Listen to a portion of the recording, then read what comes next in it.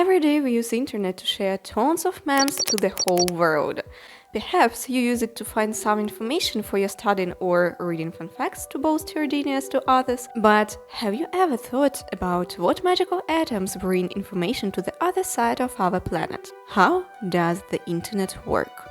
I'm Elza and now we're going to find it out. Let's get started.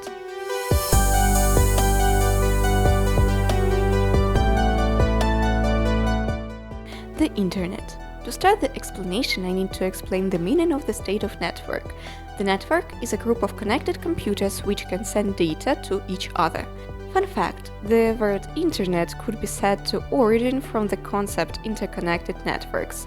So, let's talk about basic conceptions. To connect two computers, you need to link them either physically, by cables or wires, or wirelessly, with Wi-Fi or Bluetooth. How can I connect two devices wirelessly?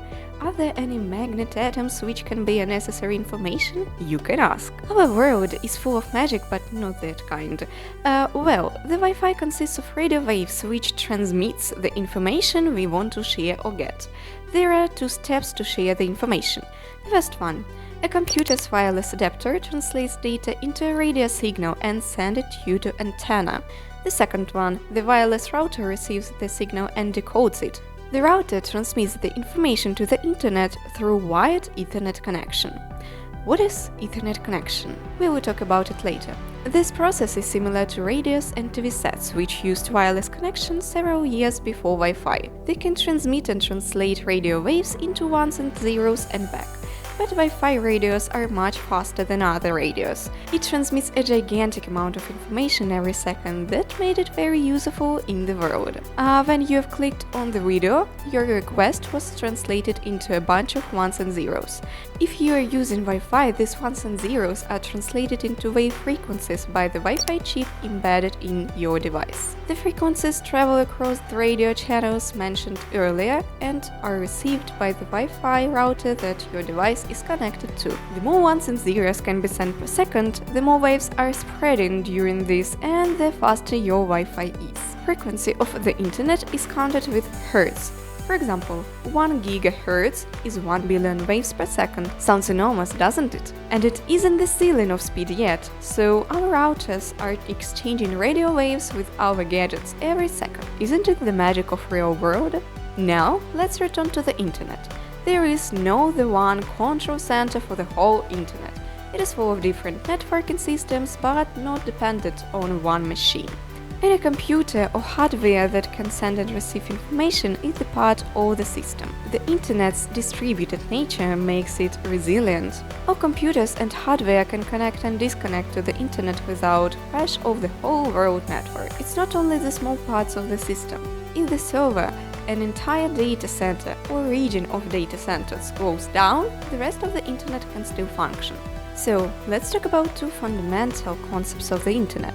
Packets and protocols. In networking, a packet is a small part of a larger message. The information about the packet's contents is called header, and it always goes at the front of the packet so that the receiving machine already knows what to do with the packet. When data gets sent over the internet, it is first broken up into smaller packets, which are then translated into bits. The packets get routed to their destination by various networking devices, such as routers and switches. When the packets arrive at their destination, the receiving machine reassembles the packets in order, and can then use or display the data.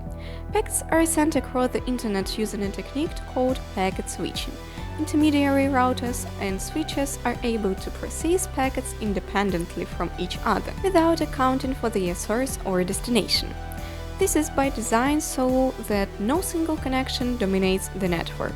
If data was sent between computers all at once with no packet switching, a connection between two computers could occupy multiple cables, routers and switches for minutes at a time. Essentially, only two people would be able to use the internet at a time, instead of an almost unlimited number of people, as is in the case of reality. Protocols. Imagine that you need to communicate with people all around the world without common language. It's impossible, you can say, and be true.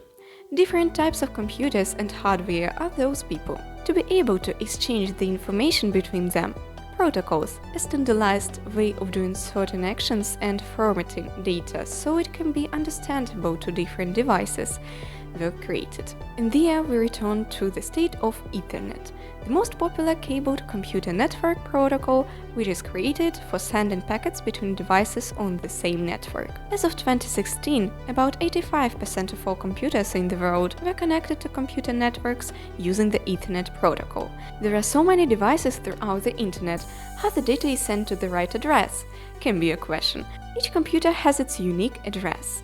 We call it IP address, literally Internet Protocol Address. It has a form like NNN.NNN.NNN.NNN, where NNN must be a number from 0 to 255.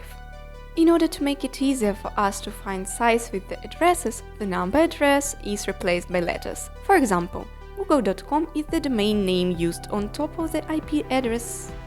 I don't want to name this, it's too difficult. And to finish, let's talk about the hardware we use to connect to the world network. The first one is switch. Its purpose is to connect two devices with the same network. The second one is router. It's used to connect different networks. The main difference between them is that switch is used only to connect devices to one network.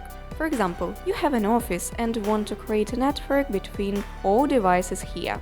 In that case, you need a switch. Routers can connect your device to tens of thousands of networks throughout the world.